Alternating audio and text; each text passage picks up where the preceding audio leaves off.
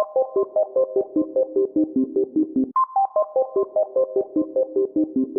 y'all, what's going on? It's Athena Amoeba, your friend in exploring the power of your mind, the power that you can use to create your own universe.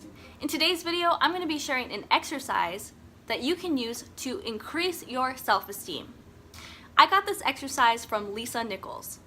Lisa is amazing. I have gotten so much from her just from watching interviews that she's done. She is a transformative speaker, an author, and has helped countless people change their lives for the better.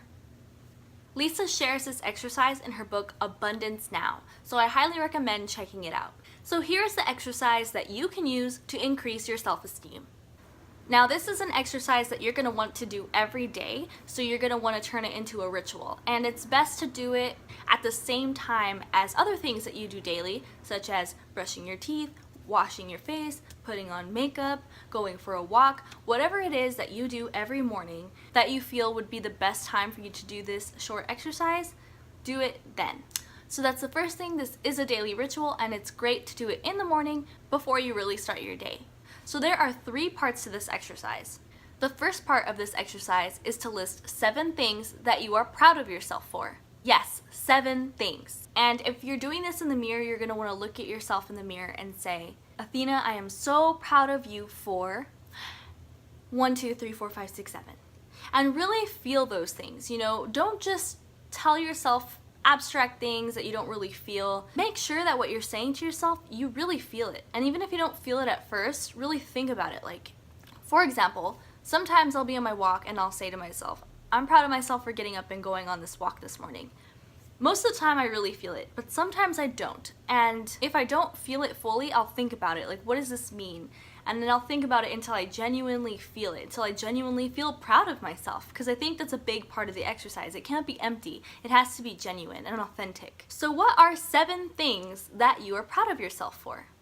Now every morning you can list the 7 same things, or they can be different every morning. But I definitely say make sure that you feel genuinely proud of these things.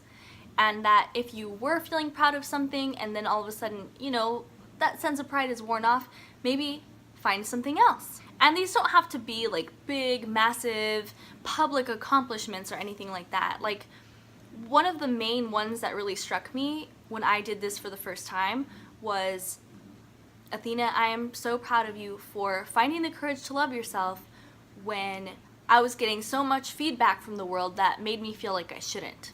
So this is, you know, nothing that I accomplished necessarily, but it's something that I really, really was proud of myself for, and that really struck me. It was really powerful. It was a powerful moment because it was also just really reaffirming that, yes, I do deserve to love myself. I do deserve to go on this journey of self-acceptance, of personal transformation, and of becoming the best version of myself and focusing on that. So, that being said, your 7 things can be anything that you're legitimately proud of. The second part of this exercise, oh my gosh, it's so huge. This is, I think, one of the most important parts. The second part is, I forgive you for. So say your name to yourself, Athena, I forgive you for.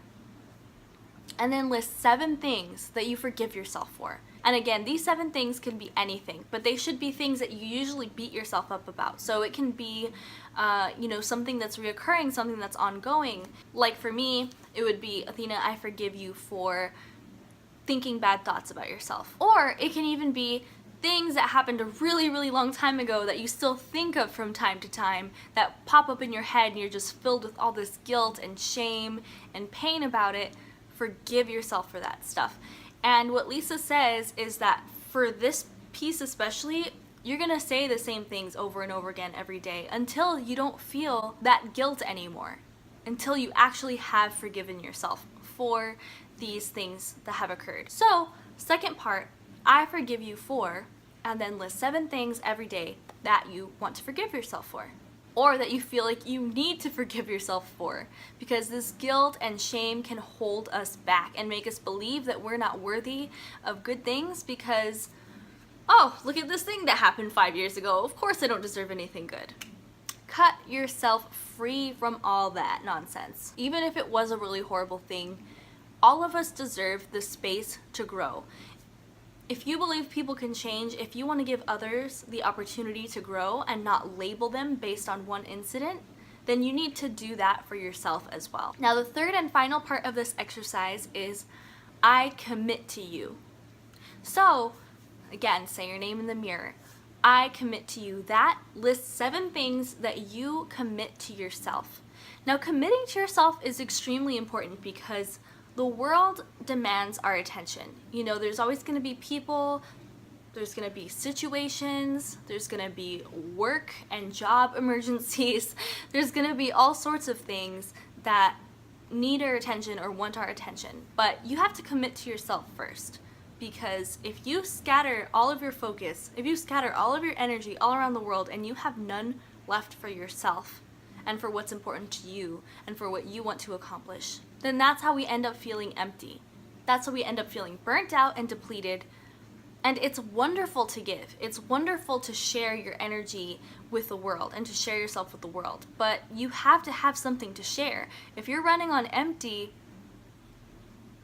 it's gonna be really, really hard for you. So before you commit to anything or anyone else, commit to yourself. Now, what are the 7 things that you're going to commit to yourself? Now, this exercise is extremely powerful because it gets real deep into the heart of you. It gets deep into the things that you want for yourself. It puts you in control. It gives you power over your own life. And it helps to cut away some of the barriers, some of the chains that we bind ourselves with, such as that guilt, such as that shame that we carry around with us, and it gives us the permission to let that go. So I love this exercise. I love Lisa Nichols.